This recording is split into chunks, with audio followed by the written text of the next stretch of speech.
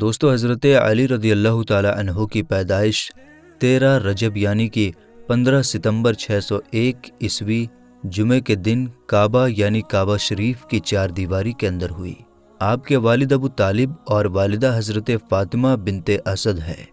ابو طالب پیغمبر حضرت محمد صلی اللہ تعالی علیہ وسلم کے سگے چاچا ہیں، یعنی کہ حضرت علی رسول اللہ صلی اللہ تعالی علیہ وسلم کے چچیرے بھائی اور داماد بھی ہیں۔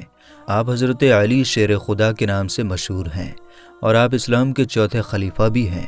حضرت علی رضی اللہ تعالی عنہ نے 8 یا 10 سال کی عمر میں اسلام قبول کیا تھا۔ بچوں میں سب سے پہلے اسلام قبول کرنے والے حضرت علی ہیں، اور قبول اسلام سے پہلے حضرت علی نے کبھی بھی بت پرستی نہیں کی، کیونکہ آپ بچپن سے ہی حضور پاک صلی اللہ تعالی علیہ وسلم کی آغوش تربیت میں تھے۔ دوستو، جب حضرت علی کی پیدائش کا وقت قریب آیا تو تاریخ گواہ ہے کہ 11 رجب کے دن حضرت علی رضی اللہ تعالی عنہ کی والدہ بی بی فاطمہ بنت اسد کعبہ شریف کے پاس گئی اور کعبہ کی دیوار پر اپنا ہاتھ رکھ کر کہنے لگی، اے اللہ اپنے ولی کا ظہور فرما۔ اتنا کہنا تھا کہ خانہ کعبہ کی دیوار ہلنے لگی اور اس کے اندر ایک درار آ گئی اور حضرت علی کی والدہ کعبہ شریف کے اندر داخل ہو گئیں، اور یہ منظر حضرت عباس ابن عبد المطلب دور سے اپنی آنکھوں سے دیکھ رہے تھے۔ جیسے ہی آپ نے یہ دیکھا کہ کعبہ کی دیوار پھٹ گئی ہے اور بی بی فاطمہ بنت اسد اس کے اندر چلی گئی ہیں، تو آپ چیخ چیخ کر لوگوں سے یہ کہنے لگے کہ ابو طالب کی جوزہ خانہ کعبہ کے اندر چلی گئی، جس کے پیٹ میں بچہ بھی ہے۔ آؤ سب آؤ اور مل کر ہم سب خانہ کعبہ کا دروازہ کھول کر اس کو باہر نکالتے ہیں۔ اس کے بعد یہ بات آگ کی طرح پورے عرب میں پھیل گئی اور لوگ دور دور سے آ کر خانہ کعبہ کے پاس جمع ہونے لگے۔ دوستو، اس کے بعد لوگ خانہ کعبہ کے دروازے کو کھولنے کی کوشش کرنے لگے، لیکن کسی سے بھی اللہ کے گھر کا دروازہ نہیں کھلا۔ اس وقت عرب میں 2 لوگ مطمئن تھے، پہلے حضرت ابو طالب اور دوسرے اللہ کے پیارے رسول حضور پاک صلی اللہ تعالی علیہ وسلم۔ تاریخ میں لکھا ہے کہ عرب کی سرزمین پر اس سے پہلے اتنا بڑا ہجوم پہلے کبھی جمع نہیں ہوا تھا جتنا اس وقت ہوا ہے۔ اس وقت 13 رجب تھی اور جمعے کا دن تھا۔ لوگ خانہ کعبہ کی طرف دیکھ رہے تھے کہ اتنے میں خانہ کعبہ کی دیوار ہلنے لگی اور انہوں نے وہی نظارہ ایک بار پھر سے دیکھا۔ اتنے میں حضرت ابو طالب فرمانے لگے، اے محمد صلی اللہ تعالی علیہ وسلم، جاؤ اور دیکھو اندر کیا ہو رہا ہے۔ اور اس کے بعد جب حضور پاک صلی اللہ تعالی علیہ وسلم خانہ کعبہ کے اندر گئے تو آپ نے دیکھا کہ بی بی فاطمہ بنت اسد کی گود میں ایک بڑا ہی نورانی بچہ ہے، اور اس بچے کے نور سے پورا کعبہ شریف چمک رہا ہے۔ مگر آپ نے دیکھا کہ بی بی فاطمہ بنت اسد بہت پریشان نظر آ رہی ہیں، تو آپ نے فرمایا، اے اماں فاطمہ، آپ غمزدہ کیوں نظر آ رہی ہیں؟ تو بی بی فاطمہ بنت اسد کہنے لگی، اے بیٹے محمد، اللہ نے جیسے ہی اس بچے کا ظہور کیا ہے تب سے لے کر نہ تو اس بچے نے اپنی آنکھیں کھولی ہیں اور نہ ہی یہ رو رہا ہے اور نہ ہی یہ دودھ پی رہا ہے۔ اس کے بعد دوستو، اللہ کے رسول صلی اللہ تعالی علیہ وسلم نے مسکراتے ہوئے جیسے ہی بچے کو اپنی گود میں اٹھایا تو وہ بچہ مسکراتے ہوئے اپنی آنکھوں کو کھولنے لگا۔ پھر آپ نے اپنی زبان مبارک بچے کی منہ میں دی تو وہ بچہ آپ کی زبان کو چوسنے لگا۔ یہ دیکھ کر بی بی فاطمہ بنت اسد بہت خوش ہوئی اور مسکرانے لگیں۔ اس کے بعد حضور پاک صلی اللہ تعالی علیہ وسلم بچے کو اپنی گود میں لے کر خانہ کعبہ سے باہر نکلے، اور سارے عرب کے لوگ اس بچے کا نور دیکھ کر خانہ کعبہ کے پاس جمع ہونے لگے، اور لوگ آپس میں ایک دوسرے سے کہنے لگے کہ اس نورانی بچے کا نام کیا رکھا جائے۔ اتنے میں اللہ کے رسول صلی اللہ تعالی علیہ وسلم نے فرمایا، اے لوگو، اس طرح کا بچہ آج سے پہلے کبھی پیدا نہیں ہوا۔ اس بچے کی ولادت افضل ہے، اعلیٰ ہے، اس لیے اللہ کی مرضی یہی ہے کہ اس کا نام علی رکھا جائے، یعنی کہ وہ بلندی جس بلندی پر آج تک کوئی بھی نہ پہنچ پایا۔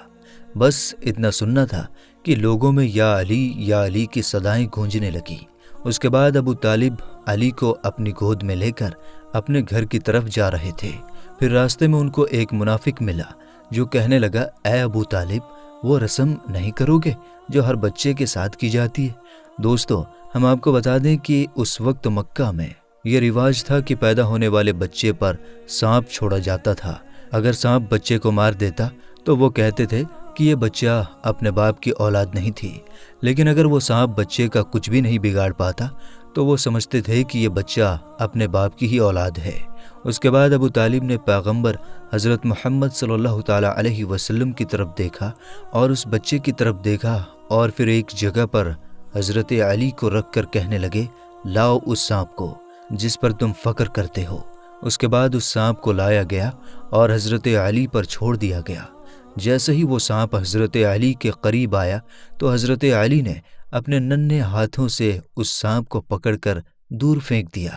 یہ دیکھ کر وہاں پر موجود سارے لوگ حیران اور ہکے بکے ہو گئے، اور سب کے سب ایک ساتھ کہنے لگے، یہ تو غضب ہو گیا، اس بچے نے سانپ کو چیر دیا۔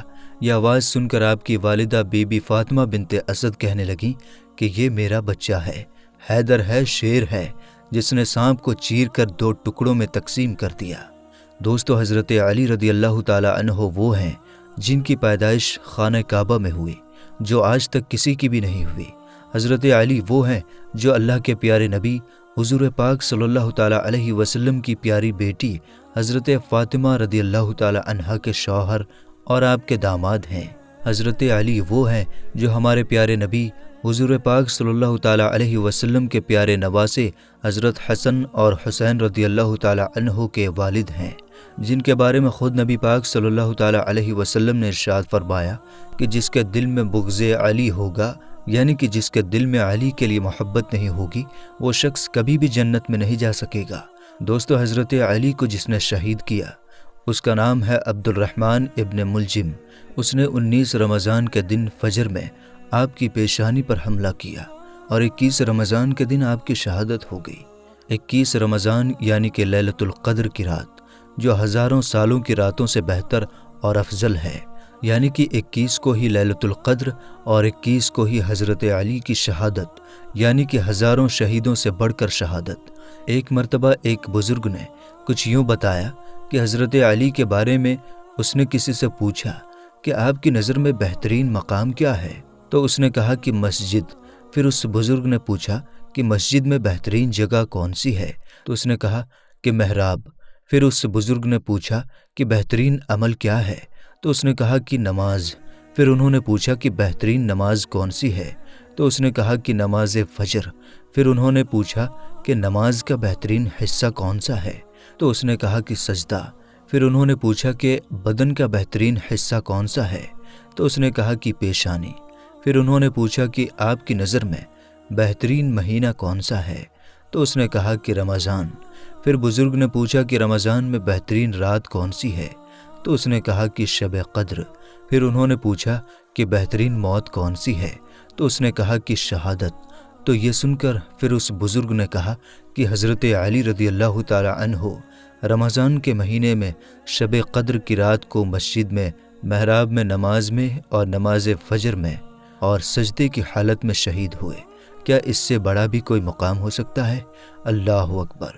دوستو، اگر آپ کو حضرت علی رضی اللہ تعالی عنہ سے سچی محبت ہے تو آپ اس ویڈیو کو دل سے ایک لائک کر کے اور کمنٹ باکس میں اللہ اکبر لکھ کر اپنے دوستوں میں شیئر ضرور کر دیں۔ اور دوستو، اگر آپ نے ابھی تک ہمارے اس چینل کو سبسکرائب نہیں کیا ہے تو ابھی سبسکرائب کر لیں، کیونکہ ہم ہر روز آپ کی خدمت میں ایک نئی ویڈیو لے کر حاضر ہوتے ہیں۔ تو میرے دوستو، پھر ملاقات ہوگی انشاءاللہ تعالی اگلی ویڈیو میں۔ تب تک کے لیے آپ اپنا اور اپنوں کا بہت زیادہ خیال رکھیے۔ السلام علیکم، اللہ حافظ۔